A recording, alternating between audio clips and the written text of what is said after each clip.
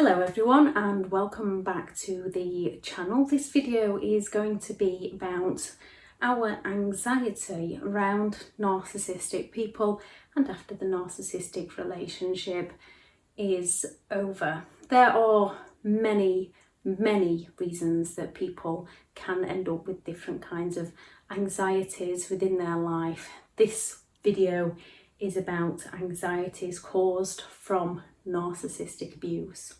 Thank you very much to all the returning subscribers and your brilliant support. If you are new to the channel, this channel is all about the narcissist personality disorder to give you more understanding of the people you might be dealing with within your life, how to handle yourself around those people if you cannot go no contact, and different ways to find the method that works for you or the methods that work for you to recover from narcissistic abuse. If you do find the information helpful on this channel, please do subscribe.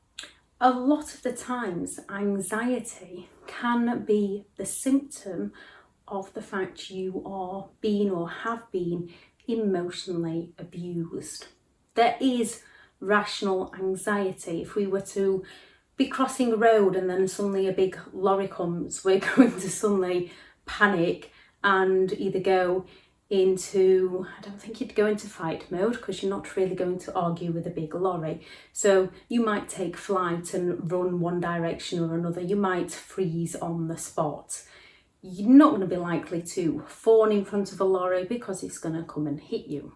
And then there is irrational anxiety, which when around narcissistic people without realizing that we're being gaslighted, we can end up with so many irrational anxieties from memories of our past. When you're being gaslighted, which is when you are psychologically being driven out of your own mind, your realities and your memories are constantly being rewritten on you. You are driven into losing your sanity and driven into losing your reality, not knowing what is right and what is wrong anymore, what happened, what didn't happen, what to do for the best.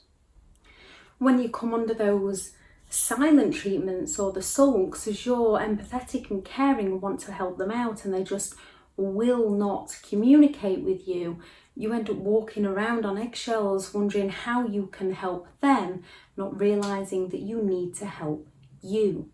When you're being triangulated and hearing things that other people are saying about you or doing behind your back and constantly questioning who you are and who your circle of friends are, when you are isolated from speaking with those who might be able to help you, when you are criticised and judged constantly for being you, when no matter what you do, it never seems to be good enough or it never seems to be right for a narcissist, when they can flip out and rage on you at a moment's notice and you've no idea what went wrong to cause that rage.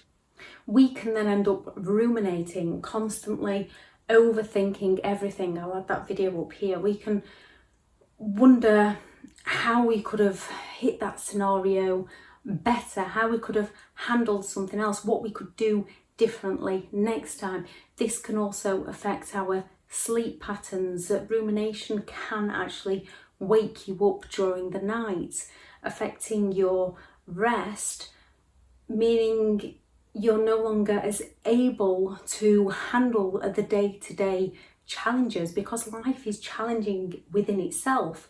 And when you're not getting the right support, when you're not getting the right rest, when you are constantly overthinking everything you say or do, those everyday challenges, simple things like driving a car, becomes incredibly difficult to the point where you might run a light and then you're going to be anxious about driving a car, not realizing that the underlying symptom, the underlying cause isn't actually driving the car. The symptom is driving the car. The underlying cause is the emotional abuse that you are suffering and often being gaslighted into not even realizing you're being emotionally abused. Or even on some level, if you know you're being emotionally abused, there's that much intimidation or threats or financial abuse or so many questions about how to safely step away, worried about children, what other people will think, that even when you know you're emotionally abused, trying to get out of that situation is causing anxiety within itself. And the more anxiety we get, the more rumination we become, the less sleep we get, and the more that cycle repeats, and it becomes incredibly difficult to break free from. Those people who say, why didn't you just leave, have no clue what it's like to be in that situation. The constant stress and pressure that you're put under living with a narcissistic person, or even in a workplace or a friendship group, the constant stress to get things right, the constant pressure to be perfect, to be their ideal so that you don't get punished with the silence and the sulks and the rage. All these things cause so much stress within our body that life itself becomes extremely overwhelming, becomes extremely challenging to deal with the day-to-day. Then when you've got someone saying that you're going crazy, you're losing your mind because you are becoming forgetful, you blame yourself and your symptoms as the problem and not the narcissist as the root cause of those symptoms. We can't work on the symptoms to recover from this kind of thing. We have to get to the root cause. We have to get to the source of our problem. We have to remove that source so that we can then begin to work on the symptoms. And it's incredibly difficult because you are trapped in that cycle, especially if you've got things like financial abuse also, which I can't remember the percentage. Some say 94, some say 99% of these kinds of relationships have financial abuse, and that causes stress within itself. So it is a minefield. The best thing you can do is remove the source of your pain by safely finding a way out of that relationship. There is always a way. It's just finding the way, and it's breaking things down into small chunks, small bite-sized pieces, and focusing on one thing at a time. There is a video which I shall link up here, starting off with safely collecting important documents such as passports, driving licenses, national insurance numbers, collecting personal sentimental items and safely getting them elsewhere if you can. Also trying to gain some extra finances, but making sure the narcissist does not find out that you are doing this. In some cases, and many people have done this, you just have to you just have to pick up the phone, make it a must, pick up the phone, contact your local domestic violence support group and get into safe housing. And you can work on sorting out all the banks and passports and things like that after the event. It is finding the method that works for you and the situation you are in, but also breaking it down. And once you've made the choice, the rest becomes a lot easier. The first thing is making that choice that enough is enough and it's time to go. We also tend to have to find a reason to make it a must. We can almost, children, we can use that as an excuse to stay in a toxic relationship, not realizing we need to use that as a reason to leave a toxic relationship. So you've got to find a reason to make it a must so that you can find a way out. Once out, anxiety, it is a natural and a normal response when triggered by past memories or past pain that we haven't recognised or we haven't healed. As our mind senses the perceived danger, even when we're not in that situation anymore, it senses that perceived danger and it automatically goes into trying to protect us from any danger, not realising that we are then out of that danger. So when you start feeling an anxiety attack coming on, writing down the lead up so you can begin to recognise what actually triggers the anxiety, so that you can begin to work on the actual triggers, working on the source, working on the cause of the anxiety, not just the symptoms. So physical symptoms are things like dizziness, fatigue, a change in your heartbeat, muscle tension, shaking, excessive sweating, dry mouth, shortness of breath, headaches, sleep deprivation, nausea, tummy aches. These are all physical signs that you may be struggling with anxiety. Emotional signs are a sense of fear, so dread, difficulty concentrating on the day-to-day, which is why something as simple as driving a car can become a challenge, trying to remember activities, trying to remember things. And when you've got a narcissist gaslighting you that you are losing your mind and you're finding it difficult to remember things because the very person that's making you find it difficult to remember is telling you that you're losing your mind, that you don't see them as causing you the symptoms that you are suffering with. You see yourself as the problem, and the more you try to work on yourself without removing the source of the pain, you're not going to be able to heal.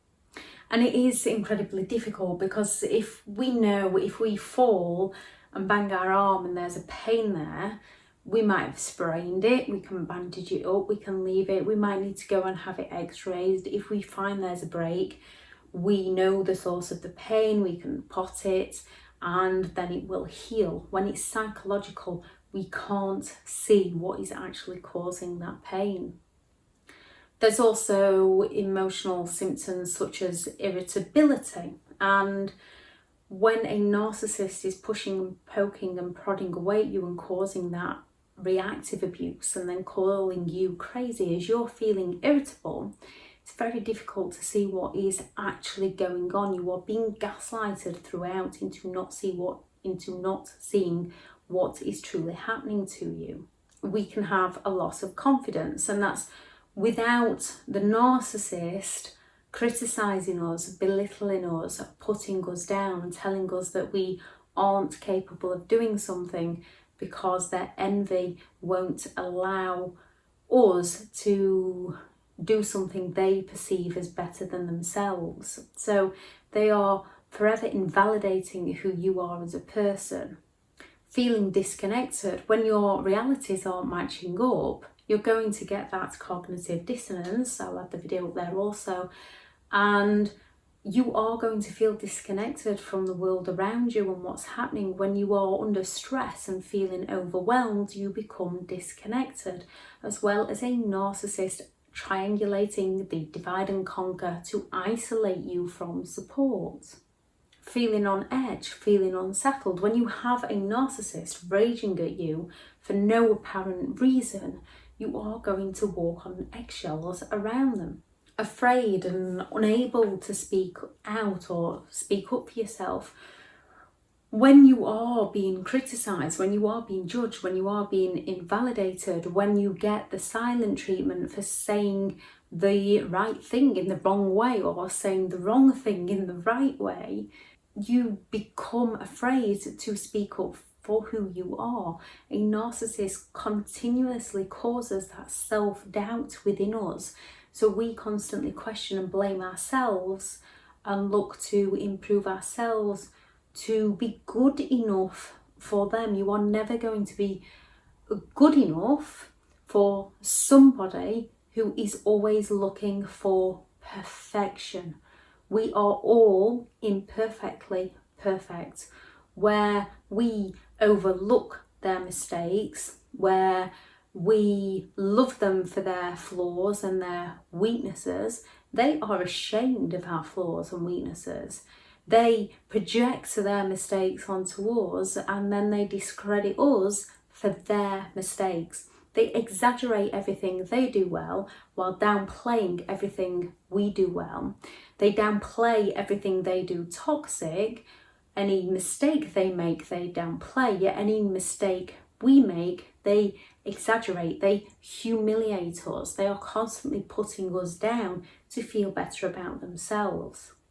Another symptom is feeling unable to stand up for yourself. When you fear the reaction from the person you live with, you begin fearing speaking up to yourself, not only to them, because they are saying that you're losing your memory, that you're going crazy. You fear speaking up to other people also, because the symptoms you have got are matching the words of a narcissist. Feeling like you need to overachieve to prove yourself, or developing OCD in other areas. So because you might be feeling your entire life is out of control, trying to grasp control of different areas so you can feel some form of normality. So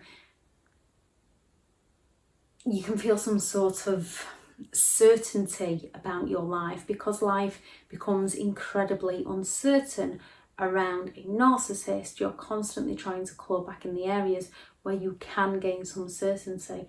Often things like handling weight, or handling the house, or trying to balance the books. And when you've got a narcissist constantly unbalancing the books, trashing the house, throwing TVs on the floor, it becomes incredibly difficult. Never feeling like you're enough. When you've got the person that you love and care about telling you you're not enough, you are not going to feel enough. Recognising that other people's opinions of you are not for you is one thing, but we have to get to that stage first. We have to work through what's actually happened to us before we can start to think, that's your opinion of me, I know differently. We have to understand our anxieties, we have to understand the symptoms, we have to understand the triggers, so that we can begin to work on them and no longer allow other people to pull us down, and then recognise that that says more about them than it ever will us. Anxiety often isn't caused by a single trigger. It's usually a build-up of events, and there's lots of reasons people might struggle with overcoming anxiety. Narcissistic abuse is one of them. Being abused by a narcissist is one of the many reasons somebody will end up with anxiety. So what can you do? 1, remove the source of the pain. Do your best to try and go no contact or limited contact with the narcissist. 2, your inner voice is vital, and when you've been programmed for your subconscious to talk to you in the ways that a narcissist talks to you, you've got to undo that programming. I'll add the video into the description. But a simple way is to start writing down the negatives you're telling yourself, and then right next to that negative you just told yourself, who planted that into your subconscious, and recognise that that isn't your thinking, that is theirs, and then trying to counteract it. So if you're thinking that you're not good enough at doing something, look at the things that you are good enough. If you're thinking that you're stupid, has somebody told you that you're stupid? Is it something that you've never done before? Because we're all pretty stupid when we've never, ever done something. Life's about growth, life's about learning, life's about developing. Yes, you can get someone that will get in that car for a driving lesson, spin off and get it straight away. And then you get people where it takes 2 or 3 attempts, and then people where it takes 10 or 20 attempts. There's lots of things going off in people's minds. Some people are good at numbers, some people are good at the English language or whatever language you speak. Some people are good with their hands, with building things. Some people are good artists at painting. Some people are good artists at singing. Some are good dancing. We all have something that we are good at. Some people are good at sport. So it's finding the things that you enjoy and then working on them.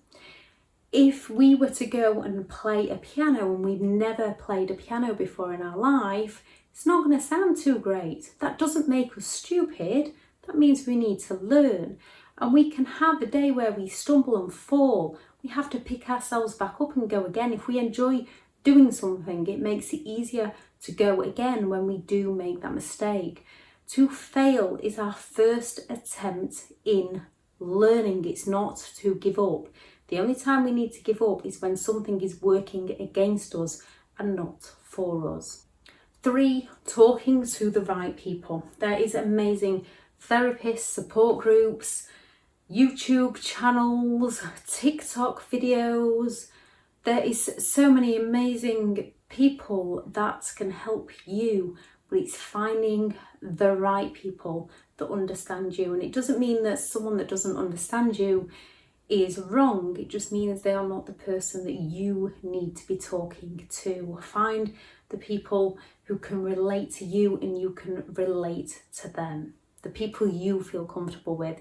And don't give too much information if you're going to feel uncomfortable giving that information. Only say what you feel comfortable with. 4, exercise. It is a proven mood booster as it releases those endorphins. Find an exercise that works for you, even if that's just taking a walk in fresh air, going for a run, going for a swim, going for a cycle. We can have lots of physical problems and health problems after a narcissistic relationship. A lot of people I talk to suffer with things like fibromyalgia. I'm not sure if I pronounced that correctly. Anyone who, I'll add the word in the comments. People, if I spell it wrong, also just correct me on that one. But people do struggle with things like this after a narcissistic relationship. So things like hitting the concrete for a run isn't always the best. With swimming, it supports our body weight and can help, because we can have lots of different health problems after a narcissistic relationship. These relationships take a toll on our mental, our emotional and our physical states. So find the exercise that works for you. Find the exercise that you enjoy. Exercise can help the body and the mind, and it can boost your self-esteem and your confidence. But if you're not up to it and exercise isn't your thing, if you can't find something that you do enjoy, there is lots of different things you can try. It's about finding what works for you. Yoga, meditation, mindfulness, things like that. Just start with 2 to 3 minutes a day, or find things to focus on, like a picture that makes you smile. Power posing might make you laugh and giggle to begin with. Laughter is a brilliant medicine, but power posing, lifting your shoulders back and standing the correct way, holding your posture right, standing tall, owning who you are, can boost your confidence. It's finding the simple steps first and then building onto the bigger steps. If you're still fearing speaking out to other people, just start smiling at other people and then start paying them a genuine compliment and building up those communication skills with people. But just start small. And remember, if someone doesn't smile back, we have no idea what is going on in their life or their day. It doesn't reflect on who you are as a person. Do something meaningful. Do something you enjoy doing for you. If you are out of the relationship, start doing all those things that the narcissist wouldn't let you do, because this can boost your mood. Helping others often helps ourselves. Sorry if I've moved positions. My son has just come back from the gym, so I've just waited for him.